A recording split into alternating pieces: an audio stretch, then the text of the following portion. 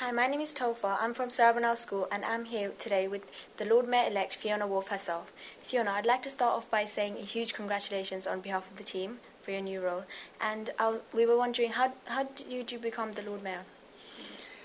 It's a little bit complicated, so let me simplify it. First of all, you have to get elected as an alderman in the City of London.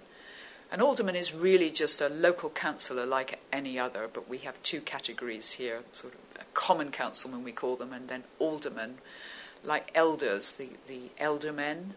They come from Saxon times. And it is from the Court of Aldermen that you progress to be the Lord Mayor. Other cities have this system as well. I even found aldermen in Tasmania, would you believe it?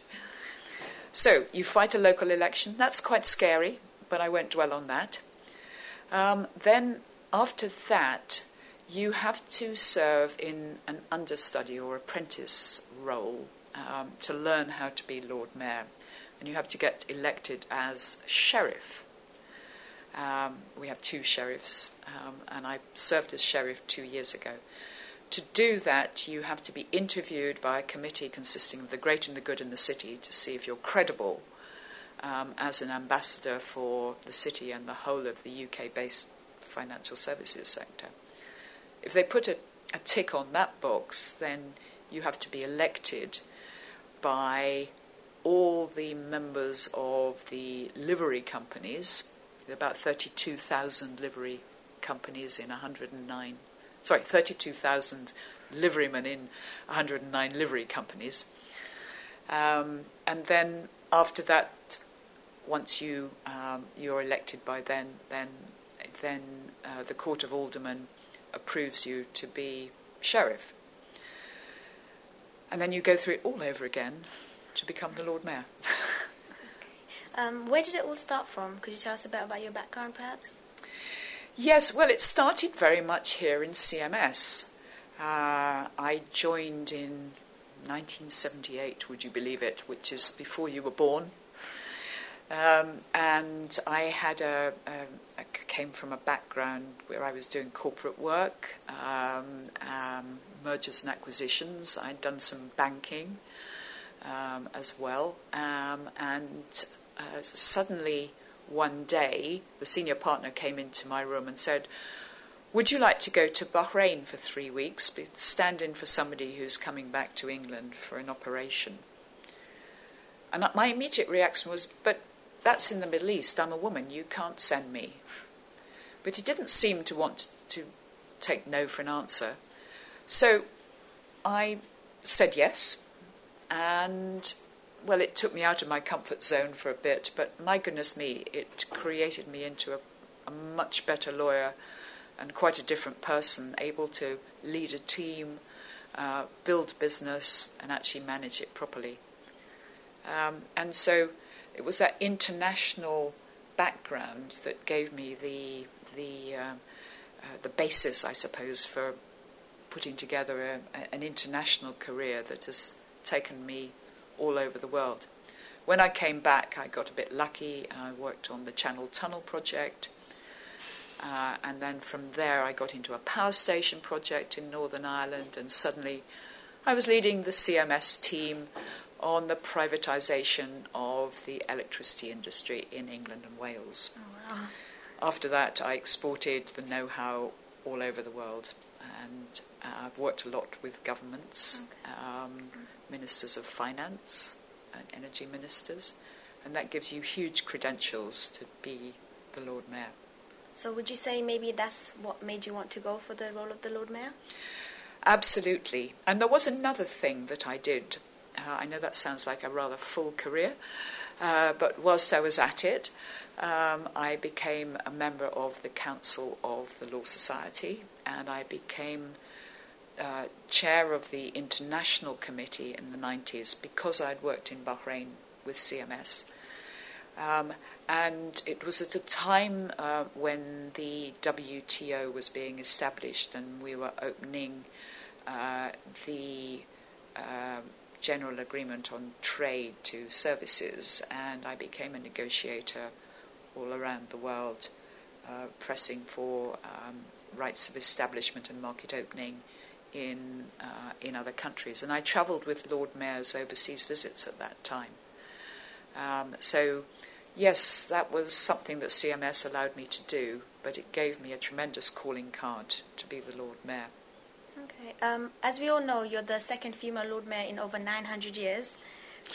So what do you think that says about diversity in general and the progress we've made? Well, it doesn't say a lot, does it? Especially as the first woman to be Lord Mayor was back in 1983, so that's 30 years ago. And I have to say that it does worry me a lot. The city is perceived to be a pretty sort of conservative place. And if you look at the statistics, in the top executive positions, only 6% are held by women. 6% in 2013. So that is a statistic I can't ignore. You know, the Secretary of State in America, Madeleine Albright, said, "There is a special place in hell for women who do not help other women." But I think that we can actually do a lot together. There is a lot of effort going on the diversity agenda, a lot of enthusiasm at senior level to crack this problem. And CMS are certainly on the case and have been working on it across the board very energetically. So I think if we all work together, the collective energy could get actually this wave all the way up the beach. So would you think that's something you'd work on as Lord Mayor, perhaps? I'm putting together a programme for us all to work on, very collaboratively, very noisily and publicly, called The Power of Diversity. And it's about how do we attract the right talent? How do we make sure that our talent pool is wide enough? How do we inspire our young people to come and work in the city, knowing that there is a place for them, knowing that there is equality of opportunity? And then once they're in the organisations and businesses, then how do we capture the benefits of diverse teams? How do we make sure that we're challenging traditional thinking? I mean, if we all come from the same background and the same universities, we're all going to think the same, aren't we? And yet, actually, we need all the innovation and new ideas that we can get, because these are challenging times. You know, there's no going backwards. We're in what we're calling a new normal.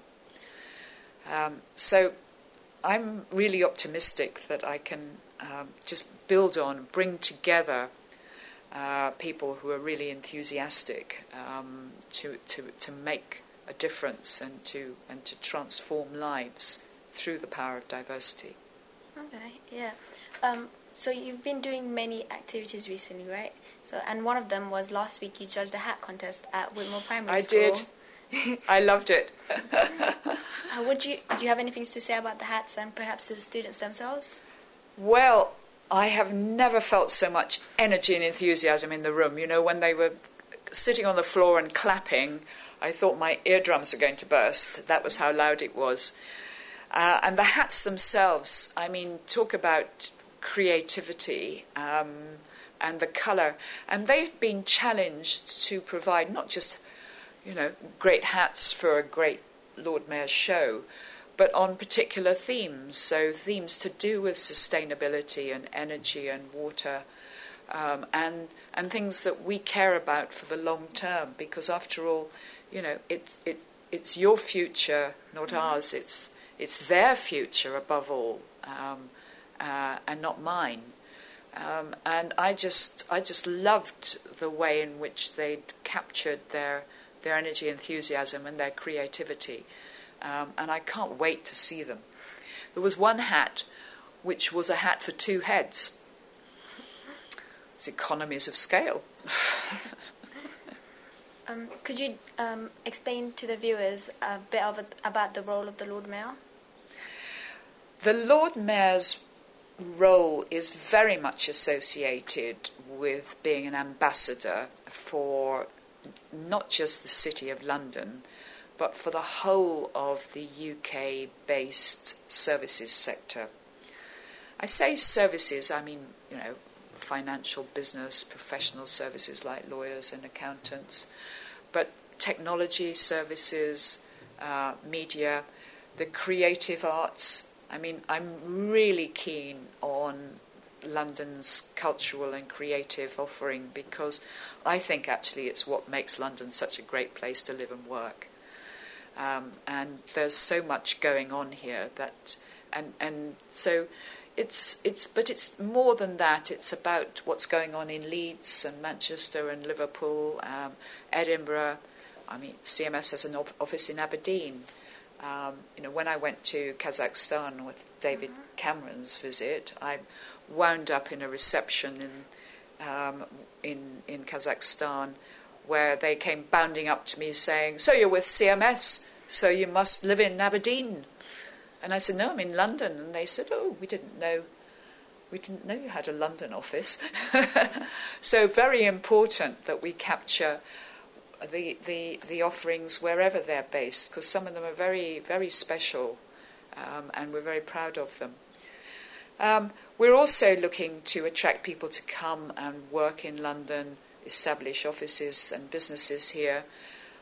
It's great if they do that because they're creating jobs. I mean, the investment from the Chinese and the French in the nuclear power station at Hinkley Point, I mean, 57% of the new jobs that are created are going to be construction-based jobs for English construction companies and English people.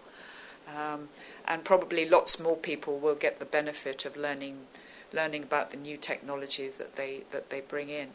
So that's a big part of it, and I receive inward visits from finance ministers and governors of central banks because it's not just a question of going there. I will be visiting 27 countries in the course of the year, so I'm greatly looking forward to that.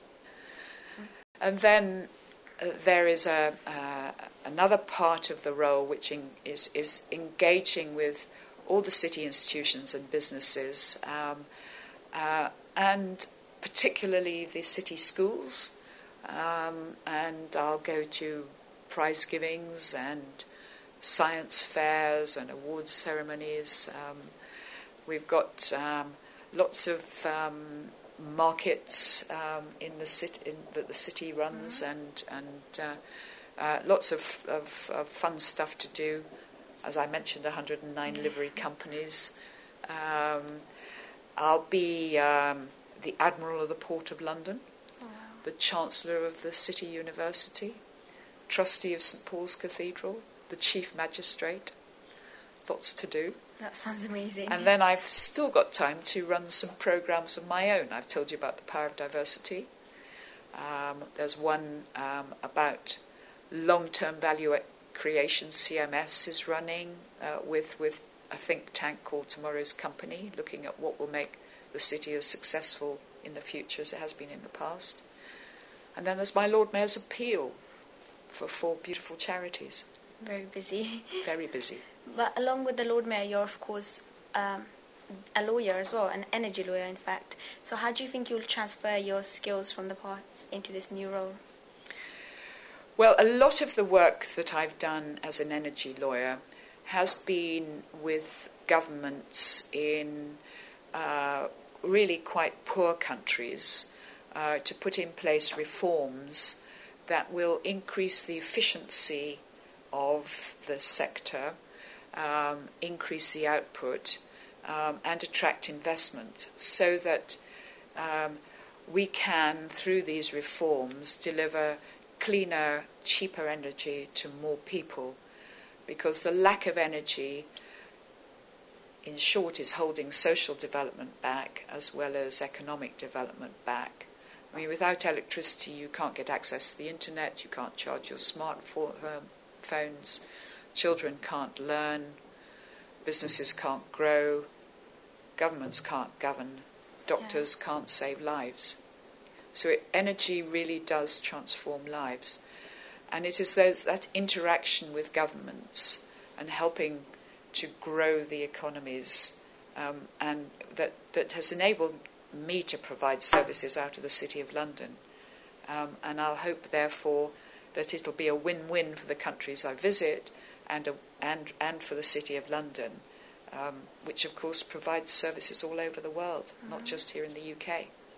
Okay, leading on from the energy, you know the River of Power float itself Yes. is based on energy and conserving energy. So what do you think about that? I think it is a fantastic idea, and I'm so proud of CMS to have found this. The designer comes from a small business in Hackney, and I'm just thrilled to bits by it. I think it's a clever idea because it plays to what I'm passionate about and my own background, but also, after all, London is about the Thames, and the Thames has been the river of power right from the start, the very start of our nation. It was actually the Thames and the city where the Romans first came, and from where they started drawing all the tribes in England and Wales and Scotland together to form Great Britain, to form ultimately with Northern Ireland, the UK. So historically it means a great deal to me, and I love the Thames anyway. I love walking across it. I get a thrill walking over the bridges. The City of London owns 5 of them anyway. But also, I've been a director of a water company that serves North London and the home counties. So power and water, although they don't mix, nevertheless have been very much part of my life. Okay. This float, of course, is going to be in the Lord Mayor's Parade, which is next week, next Saturday. Mm-hmm. So are you looking forward to it? Oh, absolutely. Your show? Well, you say it's my show, it's called the Lord Mayor's Show, but really I think it's the People's Parade. It's what is greatest about British society. It's the best of British. It's full of young people, it's full of charities, and it's full of our wonderful armed forces and our reservists who do day jobs, but also protect us, or been deployed in Afghanistan, and actually are going to have to increase in size as we downsize the regular army. And I'm on the council of the London Regiment, which is the army reservists, and so I have a big soft spot for them. And we have all the carriages and horses that the royal household can offer. Well, maybe the horses come from somewhere else, but and of course the great historic state coach from 1757. I just hope that I'm not the first Lord Mayor to fall out of it or drop her hat. Okay, so as you heard that the Lord Mayor's Parade is next Saturday on the 9th, and we hope to see you all there. Thank you so much for the interview. Thank you. Thank you.